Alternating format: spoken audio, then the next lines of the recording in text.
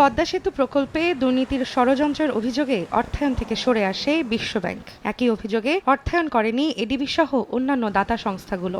আওয়ামী লীগের একজন মন্ত্রী ও একজন উপদেষ্টা একজন সচিবকে জিজ্ঞাসাবাদ করলেও কোনো দুর্নীতি হয়নি বলে সে সময় জানায় সংস্থাটি। ৫ আগস্টের পট পরিবর্তনের পর পদ্মা সেতু প্রকল্পে দুর্নীতি ষড়যন্ত্র মামলা নতুন করে তদন্তের সিদ্ধান্ত নিয়েছে দুদক। আমলে নেওয়া হতে পারে এ প্রকল্পের পরামর্শক নিয়োগে অনিয়মের বিষয়ে কানাডীয় কোম্পানি এসএনসি লাভালিনের কর্মকর্তা রমেশ সাহার ডায়েরিও। একই সঙ্গে শেখ হাসিনার বিরুদ্ধে বঙ্গবন্ধু নভোথিয়েটার দুর্নীতি মামলারও পুনঃ তদন্তের সিদ্ধান্ত নিয়েছে সংস্থাটি। ৩ মামলায় আসামি হলেও পরে দায়মুক্তি পান সাবেক প্রধানমন্ত্রী শেখ হাসিনা। মঙ্গলবার দুপুরে রাজধানীর দুদক কার্যালয়ে বিভিন্ন বিষয়ে ব্রিফিং করেন দুদক মহাপরিচালক আক্তার হোসেন। যদিও পদ্মা সেতু ও নভোথিয়েটার মামলার পুনঃ তদন্ত নিয়ে সরাসরি কথা বলতে নারাজ মহাপরিচালক। যে দুটি বিষয়ে উপস্থাপন করেছেন এই সংক্রান্ত কোনো তথ্য এখন পর্যন্ত আমার কাছে নাই।